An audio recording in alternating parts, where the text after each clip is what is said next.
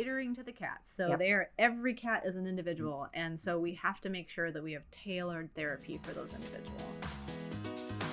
Sorry for Saying Sorry Media presents the Purr Podcast, the best podcast for feline medicine and surgery with tips, tricks, and updates for the entire veterinary healthcare team. If you're dying to know more about cats, keep on listening. Here are your hosts, Dr. Susan Little, famous cat vet and textbook author, and Dr. Yola Kerpenstein, talented surgeon and social media geek. Hello, this is Dr. Yola Kerpenstein. And it's Dr. Susan Little. And this is the Purr Podcast. You did wonderful. Thank you. Oh, I know. It's just, I don't know why. We've done, dozens of episodes now. Yeah, we did. And I can't start. 30 I just can't start. I get stuck at the start. I don't know what it is. She has the deer in the headlights. It is. It's the deer in the headlights. Yeah, look. It's like, I'll get over it. I know. But you're doing so much better. Thank and you. In the beginning, there was this big pause. Silence. And there was silence and Susan's nothing. like, what do I do? And then I said, okay, let me do it. And Yola's frantically giving hand signals, which don't mean anything. But anyway. we have the amazing Dr. Jessica Quimby. Yes. and See, now you know what I mean. Oh, that's an awkward pause. I know. And we're going to talk about the why. Yes. Yeah. The why. So why. we left off because we ran out of time. Mm-hmm. Yes. Exciting. Too many exciting things. We got too excited. So we ran out of time in our first episode with Jessica because we've been talking about stimulating appetite and we talked about some drugs. And we were kind of in the middle of, or towards maybe the end of a mirtazapine discussion, and we ran out of time. So we'll have to try to pick up the thread. So where did we leave off? So we were talking about, our original studies looking at oral mirtazapine and how we took kind of a rumor of good things to come from Vin and did some good pharmacokinetics and pharmacodynamic studies to try to figure out what the best dose was for using this drug. And for me, for using it in chronic kidney disease cats was my goal. Yeah. So we then at that time decided we would be most appropriate using the 1.88 milligram dose every other day in our chronic kidney disease cats based on the research that we learned that normal young cats actually process the drug quite quickly at that dose, but it's a bit delayed in chronic kidney disease. So the 1.88 is really just because it's a right? It's okay. Yeah, 2 is fine. I know. 2 is fine. I know. I get that question all the time. What if it's 1.87? And I'm like, you can't break the tablets exactly anyway. But it comes from breaking down a tablet. It does. Because at the time, 375 or 15. That's right. Yeah. So at the time, we were studying real life things. Yeah. And the question was, all we had at the time that we did those original oral studies on mirtazapine was we had a 15 milligram tablet. And so people were giving a quarter of a tablet, which we suspected was too much, or an eighth of a tablet, right? So that was 3.75 or 1.88. So depending on how you want to do your rounding. So that's how those doses came about. But then, of course, does it have to be exactly that? So if you compound it, you can compound 2 milligrams, for example, right? Yeah. And so some kitties, we've seen even that dose is a little bit much for them, and they need 1 milligram. Yeah. I see another advantage of a dermal application coming up. Yeah, right? So many choices. Yeah. So we learned, though, that let's say I have a young, healthy cat who has an acute disease and he's not eating well and we expect him to recover, but so mirtazapine is nice because good for stimulating appetite, also has some anti-emetic effect, which is nice. 5-HT3 drug. Yeah, so we get like 2 for 1. Mm-hmm. So in that young, otherwise healthy cat, I can give it every day. Yeah. Right? Yep. But in my chronic kidney disease cats, I usually don't. Right. And so that's what we learned with the oral, is that was really important to know, is that it was so surprising when we saw how short the half-life was in young normal cats that we actually did a study where we gave some of our research kitties that lower dose daily. And there was no drug accumulation. So by the next day when we were about to administer the medication, we took a blood sample and there was really hardly anything left. So they were actually quite quick at processing it. And that was even with the oral medication. So, and that's kind of where I think where the idea of that transdermal that FDA-approved transdermal of being daily came about was from that original information. So what about liver disease cats? Do we need to change those, or do we know? Good question. So we actually did a study in liver disease as well, because whenever I would talk at conferences, people would raise their hand. What about liver disease? What do I do? And so that just, I think, came out in the last year or two. And we looked at the oral mirtazapine because at that time there wasn't anything else available. And yes, they do have longer metabolism of the drug. So now we're actually kind of back to we might need to give it every other day to even longer. Some of those cats, especially the very sick ones, the hepatic lipidosis cats, really held on to the drug. But of course, those cats need feeding tubes. So that we really studied it in those cats to answer the question. And some owners wanted to try a dose of mirtazapine before committing to the feeding tube. But our true, our best clinical recommendation was those cats need feeding tubes until they're through the process.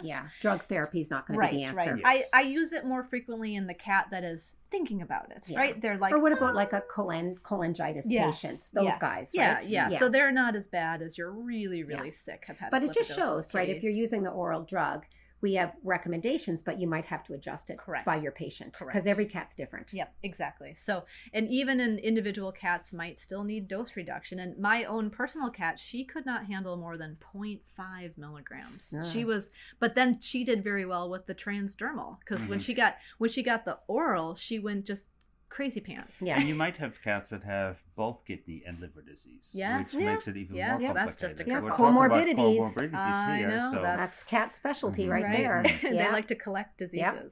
So if we go back to the transdermal route, especially, so now we have a licensed product, at least in the US we do, called Mirtaz. What's the benefit? Transdermal versus oral. Why do we want to do that? I mean, we've all tried to pill a cat. We have. There's one right there. Hallelujah. There we go. So getting it into the cat, right? Just getting into the cat is, I think, really the huge benefit, and just one less medication to try to give. And then, honestly, a lot of times what we say is, well, give that first, and then if the appetite is boosted a bit, then if there are other things we're trying to sneak into the food, we have a better chance of doing that, and of course, nutrition is so paramount to success, especially in any disease, acute or chronic. We've got to keep them eating while we're fighting through whatever's going on, and so that's truly pretty important. But it seems like also, from our experience, both with the compounded product that we studied for the benefit of cats internationally, as well as the product here in the U.S., that actually it really seems like there's less side effects with that transdermal medication because it tends to have a flatter drug concentration curve. You don't get like a peak and then a drop off. No, you don't get that peak where all the meow, meow, meow and the hyperexcitability happens. And that actually to me is, that's a huge benefit. That's actually a really interesting thing, especially since this is our first transdermal.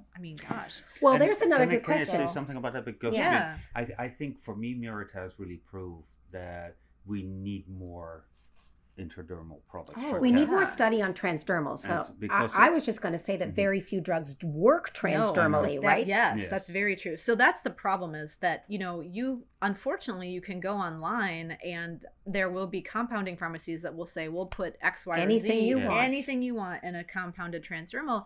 And your drug has to have a certain profile in order to actually be amenable to transdermal application. Yep. And so, and we also learned from our study of ondansetron that even if it looks like it's amenable on paper, once you actually try it on the cat, it still might not work. May not work. Yeah, so we thought that ondansetron would work as a transdermal, and we measured nothing. We did this whole study, and like nothing. So no transdermal ondansetron. That's like, so all these medications need to be studied as transdermals.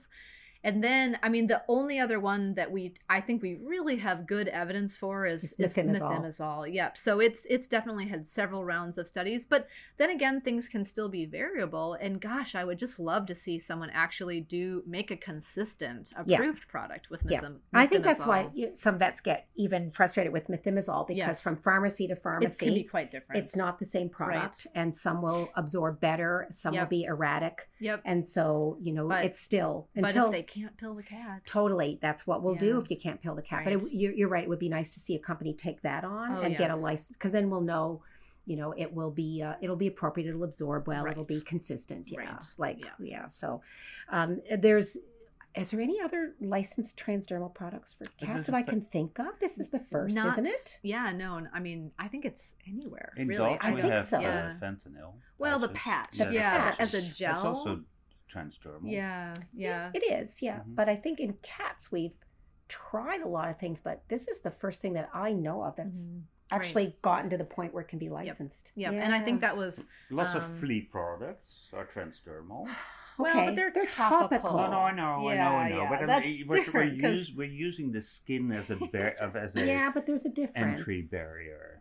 Yeah, you're right, but that's an important point, because we have had some confusion. It's quite important to make sure that a demonstration is done with this transdermal product, because we've had some instances where people thought you were supposed to put it in the ear. Oh, like in the ear, like an ear canal.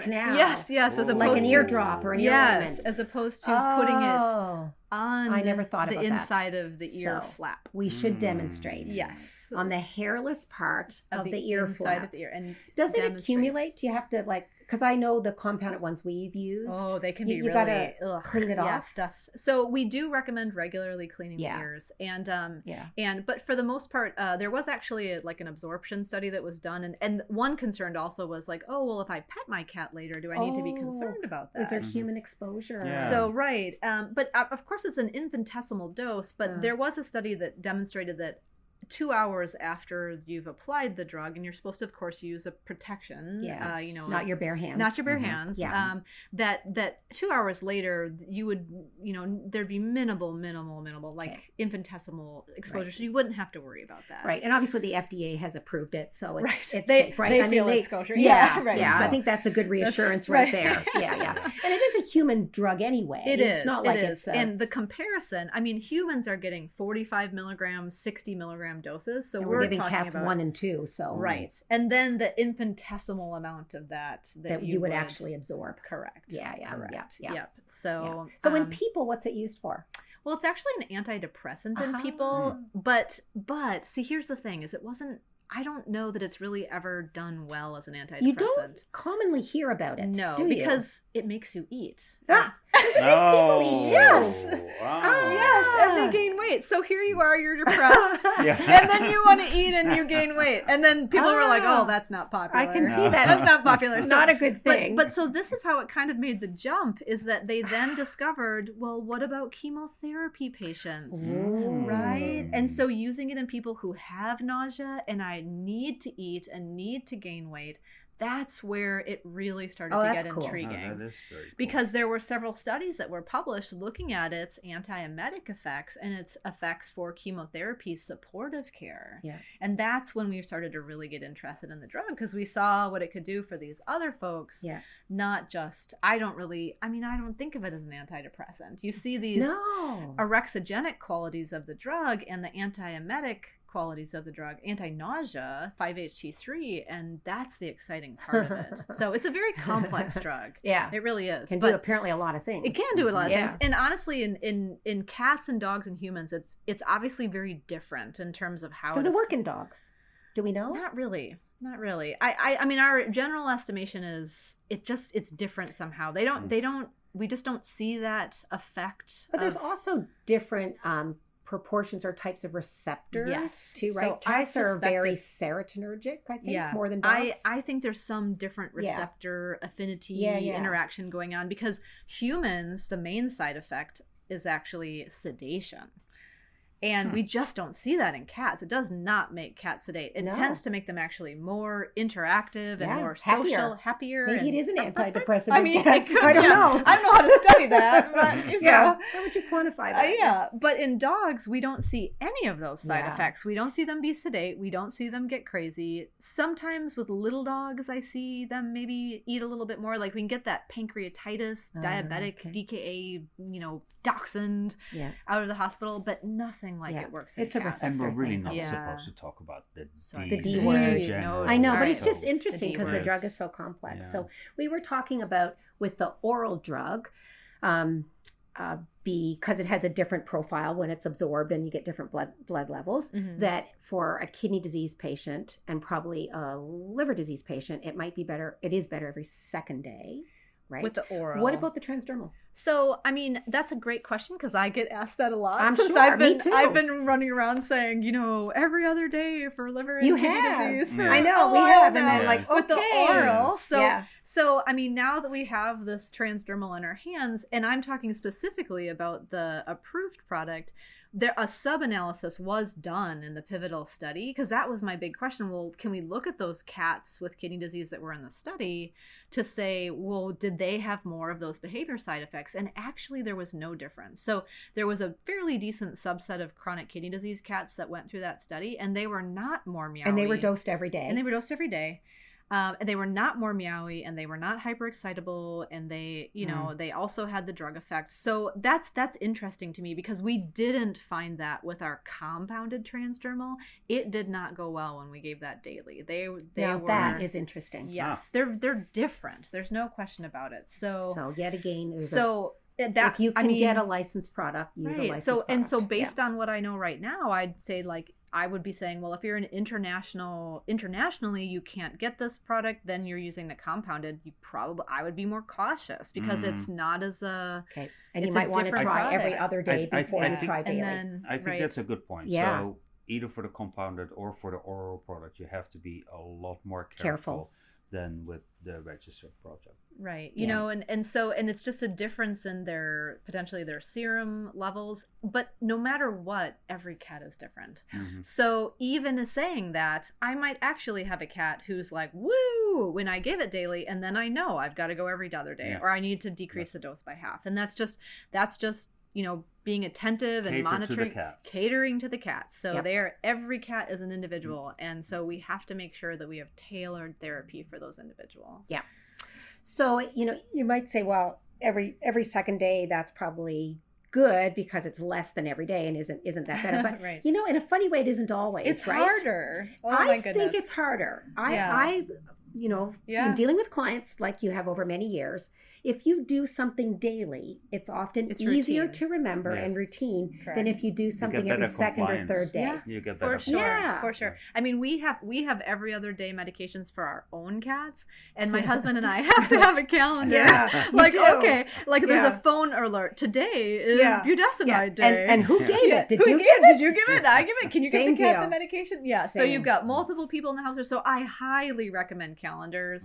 And obviously or you need alerts or apps. Right, or something. Exactly. To be like, somebody give the drug. So because you're right, it starts to get quite complicated, especially when we're doing multiple drugs, all kidney disease. Schedules. All the different schedules, and you have different people in the household, and we don't want to, miss doses or double dose. Yeah, for sure.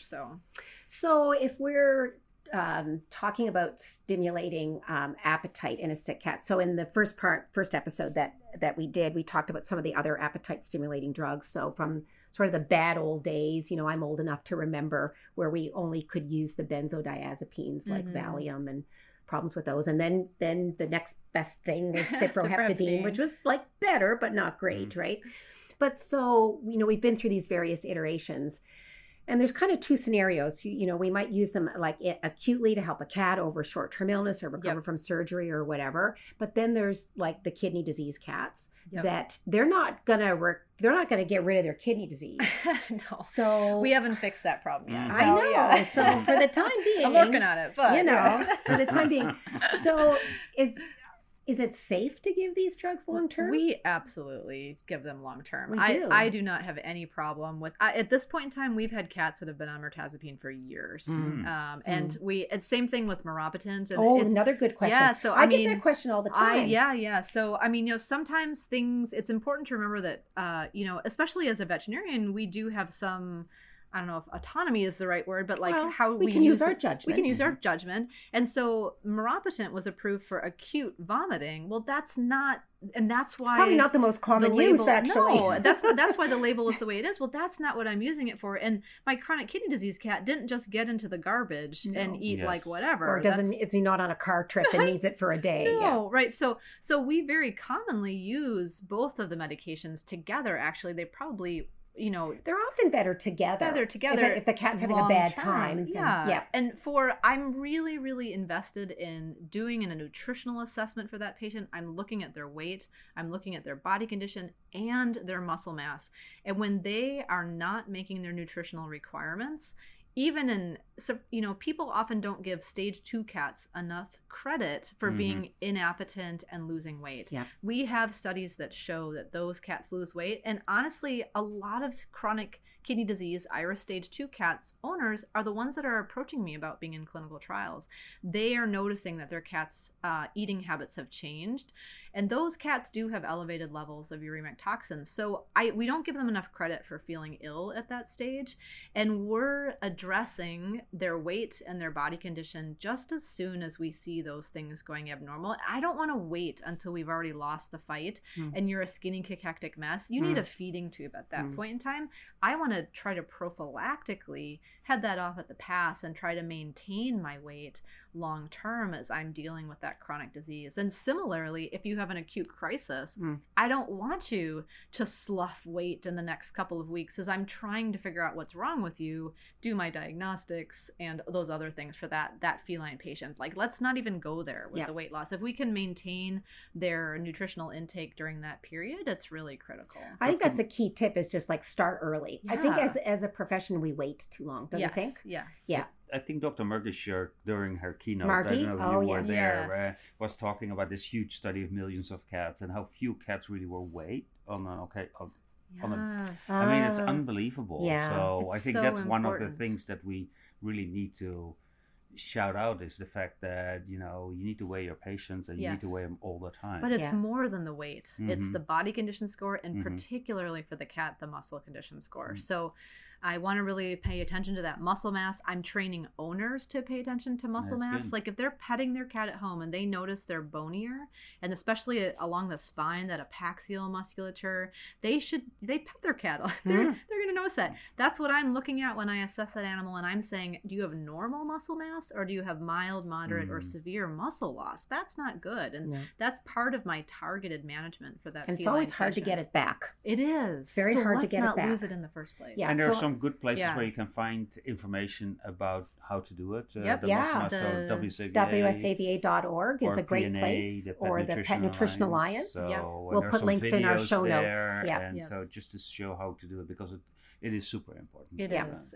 Yeah, and I've heard you say many times, like, intervene early when they start even just getting a little picky. Yeah, especially like a cat with a chronic condition, right? Right. Like, let's not wait. Right, and that's the nutritionists are using a newer term, dysrexia. I like that term. I love this term. Right? Yeah, So I don't want to know. I don't wait until anorexia. Right. That's not good. It's too late. Inappetence. Dysrexia means the eating habits have changed. They're not normal. Yeah. So they show up. They're doing the little food dance in the kitchen. Everybody's excited. You put the food down, and they're like, I don't. So you probably treat I don't want that. cats earlier than walk away. Other people. Probably, yeah. So, I'm very focused. So when would you say that you would start thinking about a medication like that? We're watching their weights. We're watching their muscle mass. So for my listeners, once again, when? Well, you can go by different things, right? Yeah. Like you can go by if it's an acute loss of appetite. In the chronic case. In the chronic cases? So I think people don't realize our feline patients are very small, and even 5% weight loss or 10% weight, it doesn't seem like a lot. I mean, that could be in that cat 0.1 or 0.2 kilograms, but if you're seeing a downward trend, that's what we're after. We're after really subtle changes that probably mean, there could be a disease process going on, but it also probably means you're not getting your nutritional requirements. Yeah. And so then I see that, and I'm going to go back to the owner and ask really good questions about what exactly is the cat eating? Yes. Are they eating enough? Tell me a good diet history. And I often find that owners kind of get faked out about what's good. Yeah. They're like, oh, she ate a can of food today. And I say, well, unfortunately, based on what she's eating, she actually needs to eat two cans. 2 cans, or maybe even 3 cans. Yeah. And they just go, you just see their face fall, and they go, oh. Because they don't know what's in the can. They don't. So we have people walk out the door with, here is the caloric requirement of your cat. I give them an idea of what the caloric value is of the foods that they're feeding, and so they have a good understanding of what needs to be going in to say, yes, we achieved that for today. I like the idea of a nutrition prescription. Yeah. You know, the same as you would a drug. Like, right. So what food, how often do you give it, and then how do you feed Correct. it? Right. Correct. I like that. It's very specific. And we also know that if you don't do that, that people most will not follow your advice. Correct. Yeah, they don't have any idea how much kibble is enough or how many cans. To them, a whole can of food is like, ooh, a whole can of food. And you're like, nope. Especially those 3-ounce cans, they're usually like... You might need 16 of them. They're only like 75 to 85 kcals per can usually. And... You know, a very, very basic, like, you know, I'm not a nutritionist, but like if you want like a hard and fast 50 kcals per kg. That's would be just like a very... I usually say 40 to 50, somewhere in there. Yeah. That's a quick and dirty. Quick and dirty. So if you're 3 kgs, you need to be eating about 150 kcals. And then when we do the math, when we do the math, that's what you need to be eating. And people say, oh, okay. And I think the other benefit of intervening early, and you'll have to tell me if you see the same thing, as good as drugs like Mirtazapine are, they do seem to work better if you're not like totally anorexic, if you're not too far gone, right? Yeah, for sure. So you still have something to work with. And again, I like to use it when I kind of, they are interested, but they're not doing it enough. And I really worry it's not going to potentially be as effective in the completely anorexic patient. That's what I think. And it always makes me worry when the cat doesn't respond with an increase in how much they're eating, because it's like, well, yikes, things must be pretty bad then. If that happens, what do you do? So are you doing more diagnostic tests? Well, obviously it depends on the case. I mean, a lot of times, of course, we need to figure out what's going on, but sometimes we know this cat has kidney disease. We know it's in a uremic crisis and it has a kidney infection. So we're very proactive about our nutrition at the university. And, we're placing feeding tubes, that we're talking about that with the owner, using medical therapy is not enough to increase your nutritional intake and help with your weight. We need something more. But see, that's the thing, is that's when we're already so far down the line.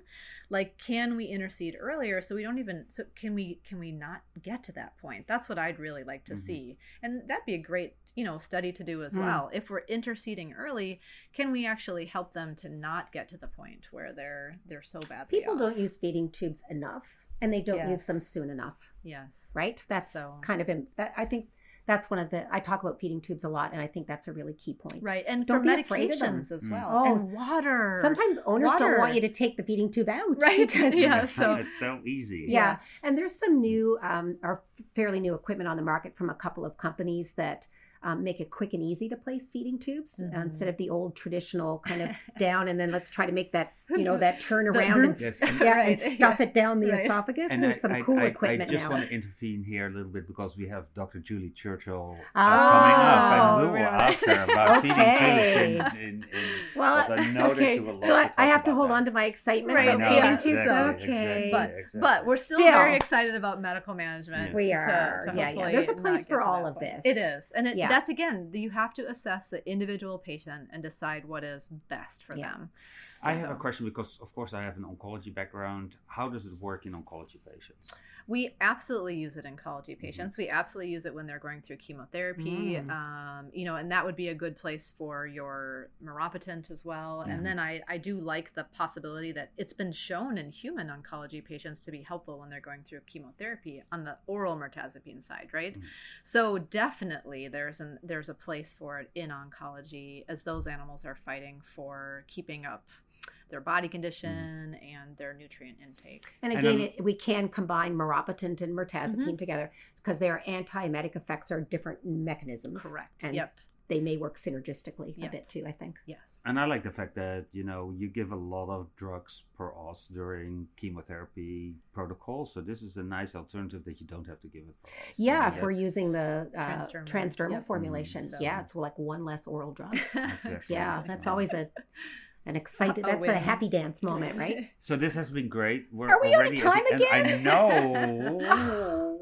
So Wow. this just means that you have to come back. Yeah, there's because so it much- is just We didn't even talk about kidney disease, I really. know, but I think We're just trying to keep cats eating. We haven't even talked about the kidneys. the funny thing is that when we started this, I said, okay, this is going to take about 2 times 25 minutes. She said 50 minutes, and yes, it's going over before you know Oh, it. and here we are. We're done. And Yeah, we're still so many things to talk about. I and know.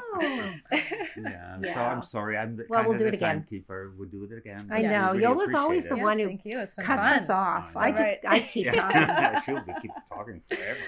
But no, thank you so much. We're very This has been grateful that you wonderful, yeah. shared your It's a pleasure expertise to be here and your knowledge. My favorite subjects. Yeah. So kidneys and before we leave, eating. you said you had cats of your own too? I do. I have a number. Of Okay, how many cats do you have? So I always say when people do that, it means more than 2. Oh, Because I was that person. We have more than 2. Yeah, I know that. 'cause Right. I'm down to 2 now, but Yeah. I was that Oh, person. That is so funny. So Yes. I get it. Yeah. I get So it. I mean, it depends on how you count the cats. It That's does. the thing. Is It does. which Okay. cats are we talking Yeah, about? yeah. So, Are they but- like the indoor cats? Right, Or the barn right. cats? Or the outdoor Exactly, cats? Or the ones exactly. I take care So- of? or the ones that are Yeah. temporarily Yeah. flustered, or Yeah, you know, moving so- on, or- yeah. Okay, never Yeah. mind. Thank Yeah. you. We have we have 7 cats. Oh, So wow. that's 7 the- permanent? Yes. Yes, 7 there you go. permanent citizens who live in the house. Oh, wow. The rest of them, Yeah. I'm doing my best to just TNR everything around the- me in the state of Ohio. It's like, oh, you wandered onto the farm? Well, Let me grab you. yes. How about I'm going to steer you away for a day. vaccine and snip snip and And before you know it. right. All right, So, thank you. good Appreciate work. Of course, it. thank you. Wonderful. Thanks a Very lot, much. Jessica. Bye. Bye.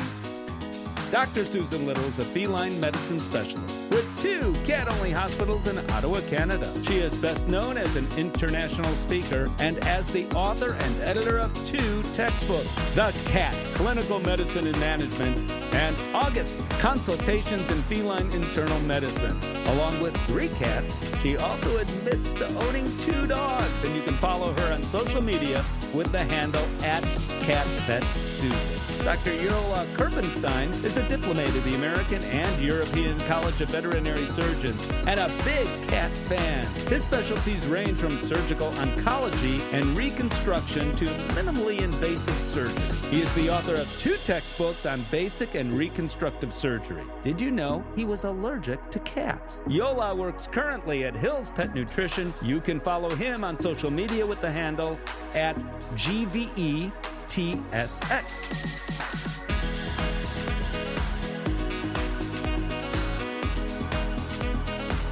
The opinions of this podcast are those by Dr. Susan Little and Dr. Yola Kerpenstein. Veterinary medicine is a complex profession, and often there are multiple diagnostic and therapeutic options for different disease processes. If you're a pet owner with questions, please go to your local veterinarian. If you're a veterinary professional, ask your questions on our Instagram page @Purr Podcast.